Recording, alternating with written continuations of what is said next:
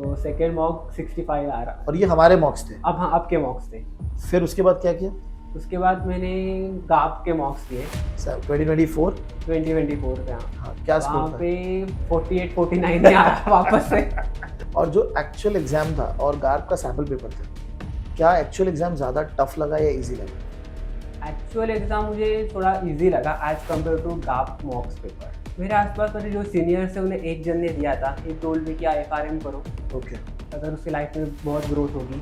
Lecture आने से पहले आपने वीडियो देखा, लेक्चर अटेंड कर लिया, वहाँ रिवीजन हो गया और फिर एक बार आपने टेक्स्ट बुक भी पढ़ टेक्स्ट बुक लिया, पढ़ revision लिया, कर करेक्ट है। लिया। और question bank solving?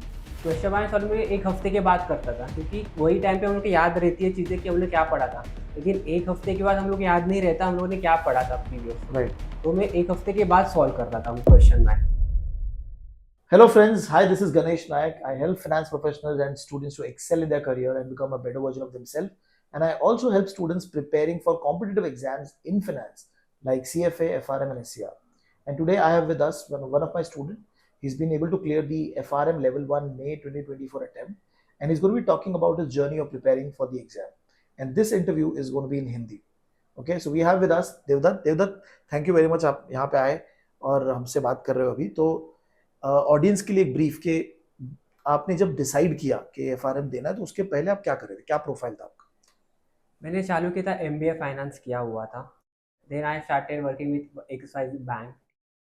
After joining that bank मुझे लगा कि FRM करना चाहिए, ग्रोथ पर्सपेक्टिव भी लगता है, एग्जैक्ट प्रमोशन भी मिलता है, हाइक भी मिलता है। सो मैंने डिसाइड किया कि FRM करना चाहिए।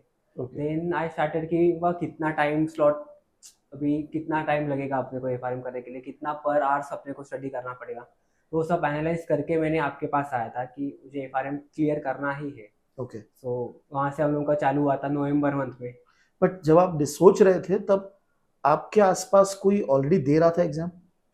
मेरे आसपास वाले जो सीनियर्स है उन्हें एक जन ने दिया था, ये टोल्ड मी कि FRM करो, ओके। अगर उसकी लाइफ में बहुत ग्रोथ होगी।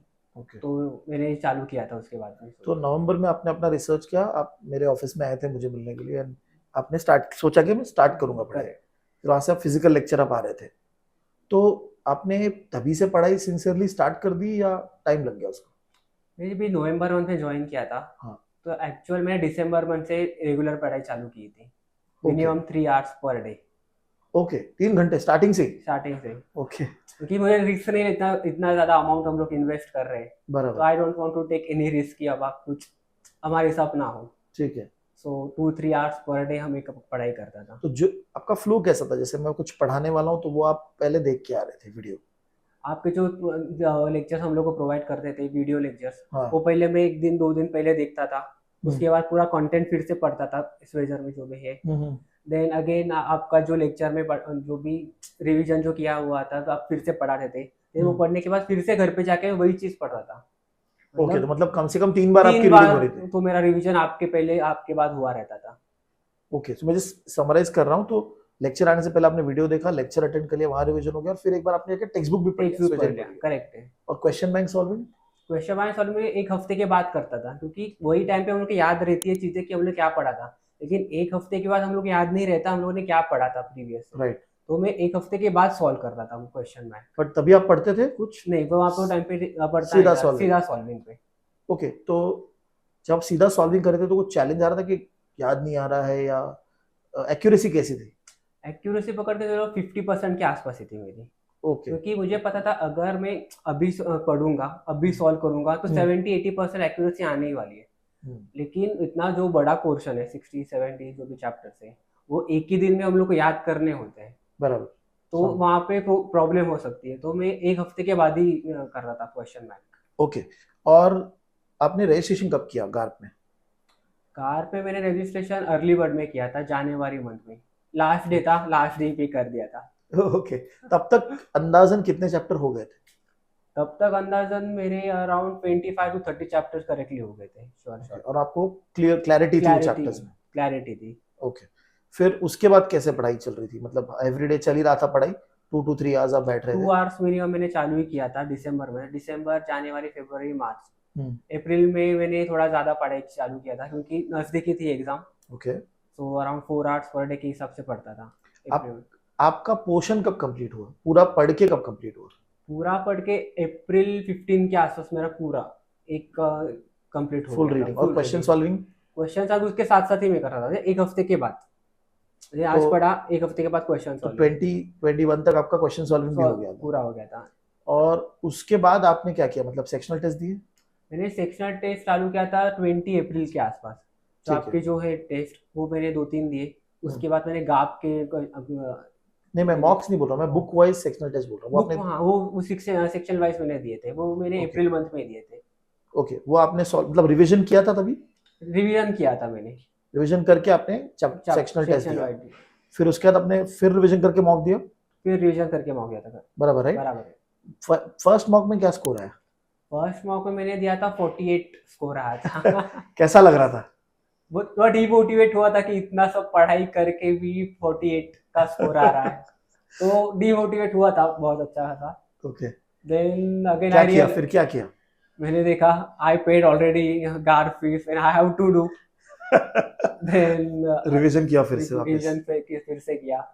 देन सेकंड मॉक दिया। पर जो जो रॉन्ग हुए तो उसको वापस ने वापस से चेक देखा, किया? वापस से देखा था करीब। ओके, फिर वहाँ पे सेकंड मॉक? थोड़े से सिल्ली मिस्टेक्स हुए थे, तो ओके पता चला कि अब कहाँ गलत जा रहा हूँ, क्या जा रहा हूँ। ओके, अगर सिली मिस्टेक नहीं हुए होते तो कहाँ तक पहुंचता आपका स्कोर? तो 54 के आसपास पहुँचता था, 50-55। ओके, ठीक पाँच है, छह क्वेश्चन मेरे ऐसे ही रॉन्ग चले गए। ऐसे ही चले गए। फिर सेकंड मॉक में क्या स्कोर है? सेकेंड मॉक में 65 आया था score। वाह! तो थोड़ा थोड़ा एनालिस किया था कहाँ पे गलत जा रहा हूँ, क्या जा रहा हूँ। तो सेकेंड मॉक 65 आ रहा। और ये हमारे मॉक्स थे? अब हाँ, आपके मॉक्स थे। फिर उसके बाद क्या किया? उसके बाद मैंने गाप के मॉक्स दिए 2024? 2024 के। हाँ, हाँ, क्या वहाँ स्कोर था? पे 48-49 नहीं आया वापस से। वहाँ पे अटका रहा मैं 49 के आसपास। और ये हम कौन से दिन पे, कौन से डेट पे पहुंच गए अभी, मतलब ये चल रहा था? ये चला था मई 2 के आसपास। आपका एग्जाम कब था? मई 13। ओके, तो 6-7 दिन बचे और बचे। 49 का स्कोर दिख रहा है। हाँ, फिर क्या किया? तो मैंने सोचा भाई कुछ भी करके 55 के अराउंड जाना है। तो मैंने एक स्ट्रैटेजी बनाई फर्स्ट में ही। पूरे 100 क्वेश्चन तो सॉल्व नहीं होने वाले अपने से। ओके एटलीस्ट ट्राई कि 70 क्वेश्चंस हम लोग टारगेट करें। ओके, अगर 70 क्वेश्चन में 70% की भी हिसाब से अगर एक्यूरेसी आती है तो मेरे पास 49 मार्क्स तो आ गए वैसे। और बाकी के 30 क्वेश्चन ऊपर वाले के हिसाब से। तो 6 आउट ऑफ 30, 6 तो बराबर आ ही जाएंगे। ओके, तो 55 तक पहुंच जाऊंगा। मतलब हाँ, इतनी आपने कंजर्वेटिव बोला कि हाँ। 30 में से 6 हाँ। राइट आ जाएंगे। ओके, बहुत ही जबरदस्त स्ट्रैटेजी। फिर लेकिन यहाँ तक आपको सबसे डिफिकल्ट बुक कौन सा लगा? सबसे डिफिकल्ट मुझे बुक 4 लगा। Bond valuation? Bond valuation, then calculation बहुत ज्यादा था, तो Okay. मुझे डिफिकल्ट लगा था। ओके, और बुक 2? वो Book- क्योंकि वो भी बहुत लोगों को डिफिकल्ट लगता है, स्टैट्स।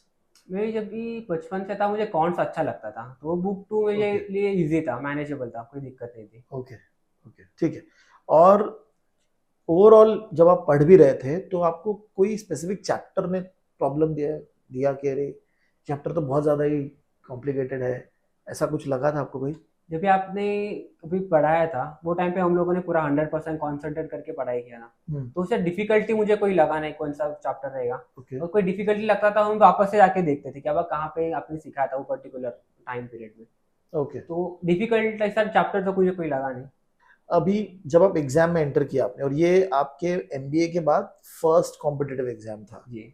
सॉल्व करने गए तो स्टार्ट किया, फर्स्ट हाफ एन आवर में क्या हुआ? फर्स्ट आवर में थोड़ा प्रेशर बहुत ज़्यादा था, ओके तो I was able to complete 25, मैंने टारगेट ही रखा था 25 क्वेश्चन पर आवर तो करने ही है। तो फर्स्ट आवर में अराउंड 24 क्वेश्चन हो गए थे। कोई भी स्किप नहीं किया था कोई आपने? भी स्किप नहीं। आपको आ रहा था? आ रहा था, एक में करके जा रहा था, भले थोड़ा टाइम ज़्यादा जा रहा था, 2 मिनट 3 मिनट पर क्वेश्चन, तभी एक क्वेश्चन ही में जा रहा था। बट आप जब देख रहे थे क्वेश्चन को, आपको समझ में आ रहा था कि क्या है, आप उसको सॉल्व भी कर पा रहे थे, आंसर भी आ रहा था? करेक्ट है। Okay, perfect.